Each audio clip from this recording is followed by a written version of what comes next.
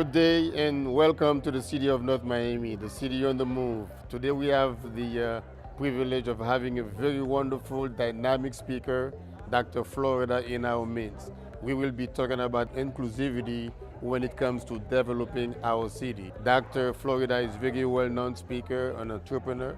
Also, he is a publisher. Economic growth today doesn't come from who has the most oil, or who has the biggest factories, or even who has the biggest ports.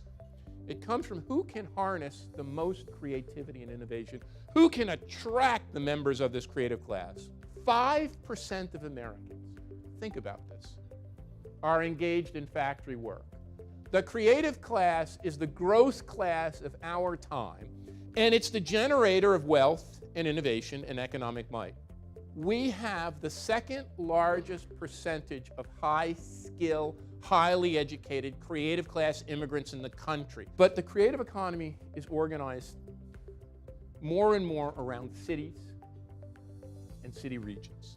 And this is real. If the creative economic revolution is the economic driver of our time, the organizing unit of our new knowledge economy and our creative economy is the city itself.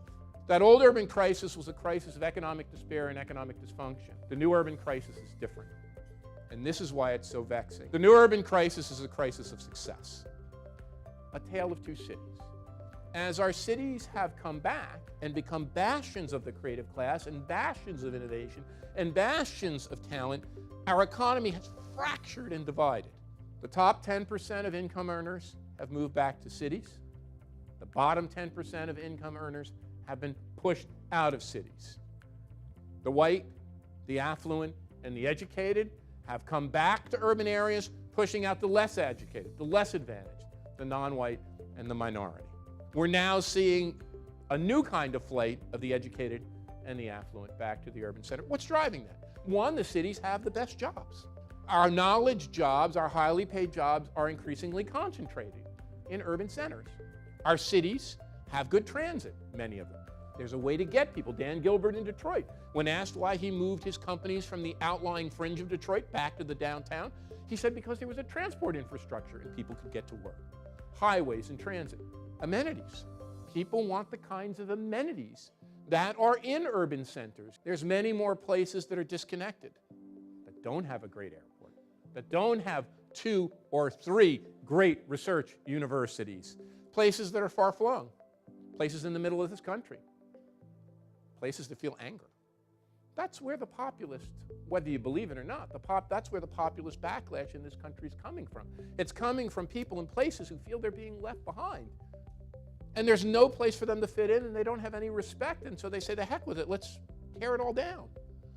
It's not just economic inequality that we're dealing with. We are dealing with geographic inequality. Our region is the second most unequal in the United States. Full stop. Look, the mayor said this.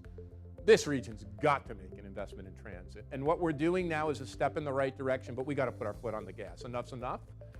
Transit is going to be better for growth, and it's going to be better for equity. The research out of MIT shows, the most important research in the world shows, when you pay people in service jobs, in retail jobs, in hospitality jobs, in tourism jobs more, they're more engaged in their work, turnover goes down, their work ethic goes up, they're more engaged in their work, they provide more customer service, they're engaged in business improvement, and the productivity and profits of the company rise. We have a great thing going here.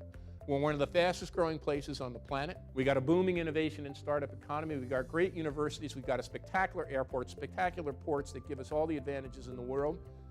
But we're a community that's dividing economically and geographically. And it's time for us not only to wake up to this, but to develop strategies and programs and policies and initiatives. And it's going to take time. We're not going to do it overnight. To not only help heal our region and make it more inclusive, the topic of today's conversation, but to hopefully make us stand out among all of American regions as an example of a place that can create a better life for all Americans. Thanks for your patience in listening to me. I'm happy to take questions.